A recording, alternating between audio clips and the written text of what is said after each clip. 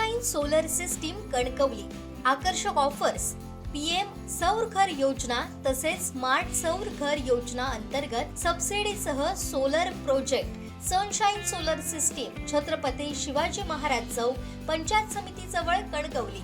आजच संपर्क साधा आणि वीज बिलांची चिंता कायमची दूर करा।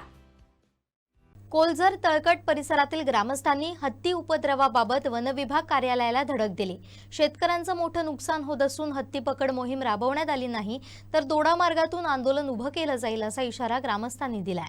साहेब आमचा उद्या सायरन चालू झाला पाहिजे। या सायरन चालू झाला पाहिजे। सायरन चालू झाला आजपासून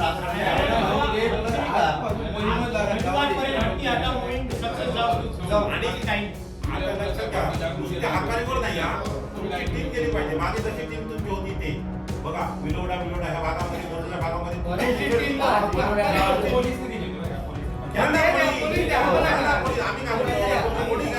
हा भागात 10 दिवस राहिला नुकसान झाले ती कृषी विभागाला घेऊन नेमकी किती झाली याचा अहवाल तयार करण्यासाठी तुम्हाला वरिष्ठ तुम्ही तर करणार नाही वरिष्ठांना लिहावं लागेल ना।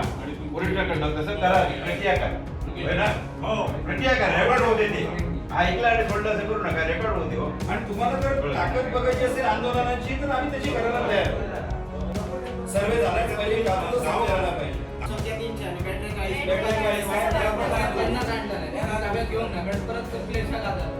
पंचकृषीमध्ये जी हत्ती आहे ती हत्ती आमचं असं म्हणणं आहे की वन खात्याने मुद्दाम इथे आणून सोडलेले आहे। कारण वस्तुस्थिती अशी आहे की हत्ती त्या ठिकाणी कुठे जाऊ नये म्हणून ह्यांच्या हाकारी सगळे काम करत आहे। प्रत्यक्ष हत्तीची पकड मोहीम राबवायची होती त्या पकड हत्ती मोहिमेचा विषय प्रत्येक वेळी वन खातं हे कोर्टावर ढकलत आहे। प्रत्यक्ष कोर्टामध्ये जो निर्णय झाला त्याच्यावर अपील करून आपल्यासारखा निर्णय करून घेण्यासाठी जी कारवाई आहे ती वन खात्याने आजपर्यंत केलेली नाही आणि दोडामार्ग तालुक्यामधले हत्ती दोडामार्ग तालुक्यातच राहावेत या इकडे राहावेत अशी भूमिका वन खात्याची दिसते आहे। त्याचा आधी पहिल्या प्रथम आम्ही या ठिकाणी निषेध व्यक्त करतो आणि या पंचक्रोशीमध्ये तळकोट धोंबे कोल्डोर कुंबरल हा जो भाग आहे हा शेती बागायतीने नसलेला भाग आहे आणि आज हातातोंडाशी आलेलं उत्पन्न आहे हे उत्पन्न शेतकऱ्यांना बागायतीमध्ये जाऊन घेता येत नाही आहे। त्याचा नुकसानीचा अंदाज ह्या पूर्णपणे यंत्रणेला नाही आहे।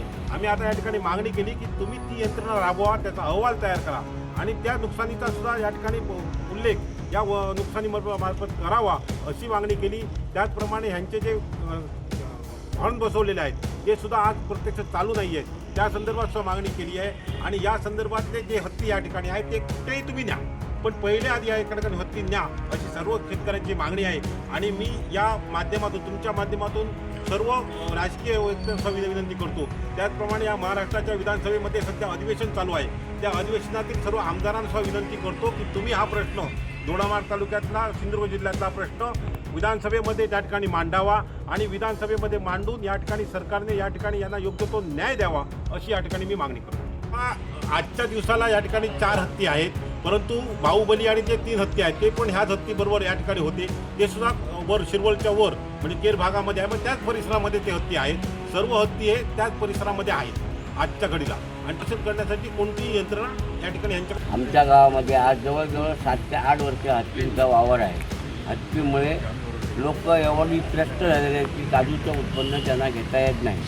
नुकसान भरपाई नकोच हेच नको पण कुत्रा आवरा त्याच्यापेक्षा आमच्या गावामध्ये हत्तीच नको तुम्ही काय करायचं ते करा पण आमच्या गावातून हत्ती इथून घेऊन जा एवढी कृपा करा फरेटवाडी। काकांनी आता सांगितल्याप्रमाणे आमच्या गावात हत्तींचा उपद्रव खूपच चाललेला आहे। त्याच्यामुळे आमच्या गाव कसं बागायती शेती जास्त प्रमाणात आहे त्याच्यामुळे शेतकऱ्यांचं जे काय आर्थिक आहे त्याच्यावरच अवलंबून आहे आणि हत्तींमुळे आजपर्यंत खूपच आमचं नुकसान झालं आहे। त्याच्यामुळे आमच्या परिसरात आजूबाजूला कुठेच हत्ती नको त्याच्यामुळे कायमचा बंदोबस्त इथून पुढे जायला पाहिजे। हत्तींमुळे आज आमचं गाव आमची पंचकृषी भरपूर त्रासात पडली। प्रत्येक वेळी आम्ही वन खात्याकडे येऊन प्रयत्न करत असतो कायम त्यांचे आश्वासन मिळत असतं पण आमची आजची ठोस भूमिका आहे की हत्ती आमचा प्राणी नाही आहे त्यामुळे त्याची व्यवस्था या ठिकाणी आमच्या पंचकृषी दशकृतीमध्ये किंवा आमच्या महाराष्ट्रात हत्तीचं जे काही नियोजन करायचं असेल जो कर्नाटकात भाग पाठवायचा असेल त्या ठिकाणी पाठवावं पण आमच्याकडे आता हत्ती नको आहे कारण आम्ही बऱ्याच वेळा यांची आश्वासनं ऐकत गेलो। आजचं उद्या करण्यात आलं पण त्यांनी कुठचं आम्हाला ठोस आमच्याकडून सहकार्य मिळत नाही पण आता त्यांनी सहकार्य करण्याचा आम्हाला शब्द दिलेला आहे। तो शब्द जर पूर्ण नाही झाला तर आमच्या दशकोशीतून पूर्ण दोडामार्गमधून या ठिकाणी मोठं आंदोलन उभारलं जाईल। ही आज एक तुम्हाला नाही म्हटलं तर हा इशारा एक थोडक्यात देतोय, पण लवकरात लवकर हत्ती मोहीम राबवावी.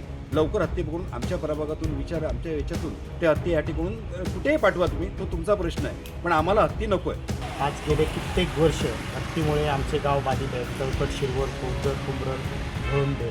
आणि आज वनविभागाचा बघितला तर हा इकडचा चेंडू तिकडे, तिकडचा चेंडू इकडे, असंच सध्याचं चित्र दिसतं आहे.